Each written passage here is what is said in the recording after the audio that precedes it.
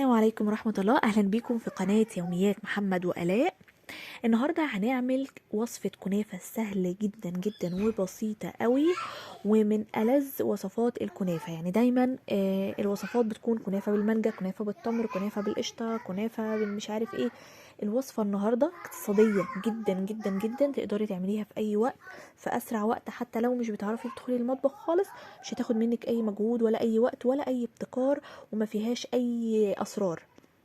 وهي بحشوة المكسرات، اي مكسرات عندك بقى. انا هنا استخدمت سوداني وزبيب وجوز هند.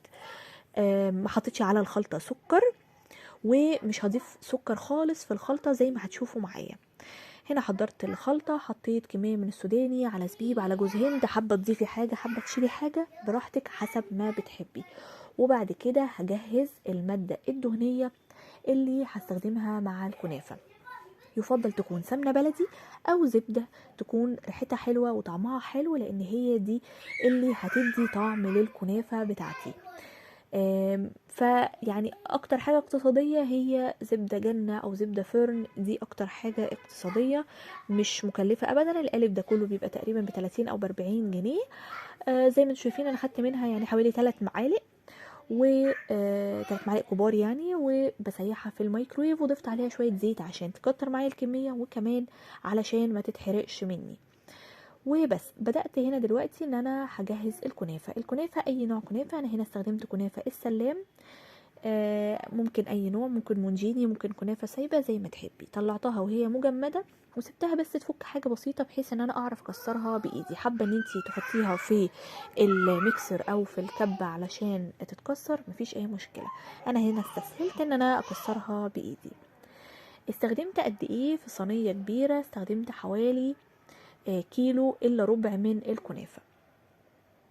ده اول كيس فككته كده كويس، وهضيف 3/4 للقاعدة بتاعة الصينية، وهسيب ربعه واضيف نص الكيس التاني. هو الكيس حوالي 400 او 500 جرام زي ما شفتوا معايا في اول فيديو، فهو تقريبا يعني كيلو الا ربع من الكنافة.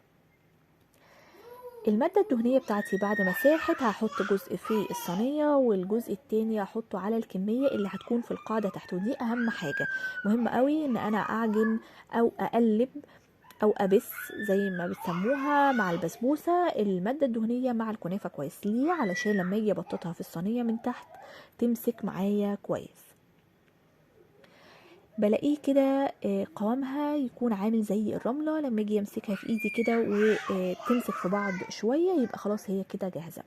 انا هنا لقيت ان هي محتاجه شويه من الماده الدهنيه بحيث تمسك معايا اكتر، فضفتها. زي ما انتوا شفتوا انا ما ضفتش سكر نهائي.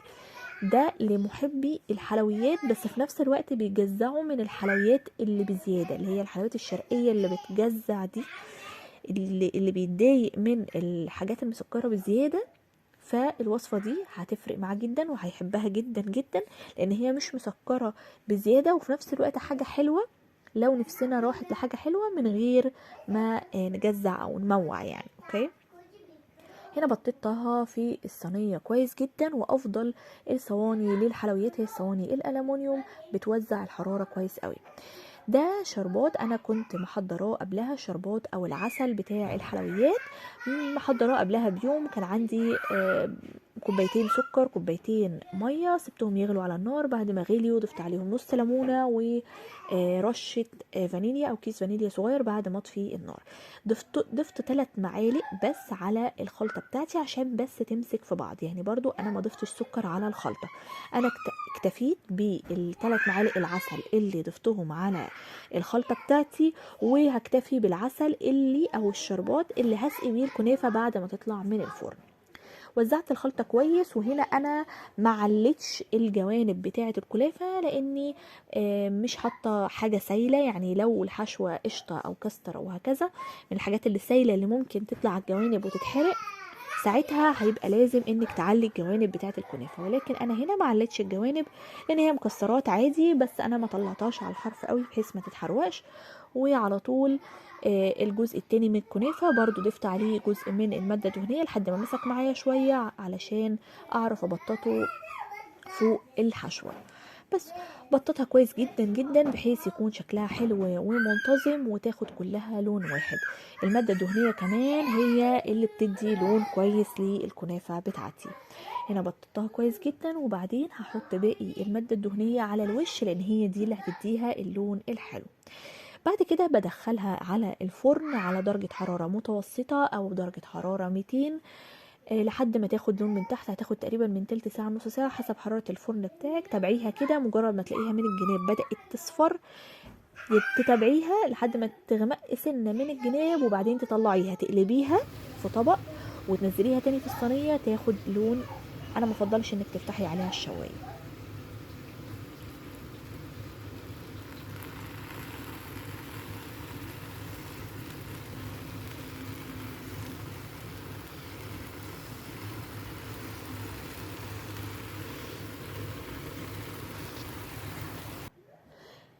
طبعا هنا اول ما طلعت من الفرن على طول ضفت عليها العسل وهي سخنة، والعسل بارد ده لو انت عايزاها مقرمشة وحلوة. لو انت عايزاها طرية يبقى هتحطي العسل سخن، بس انا مش بفضل ان هي تكون طرية. الكنافة حلاوتها وهي مقرمشة.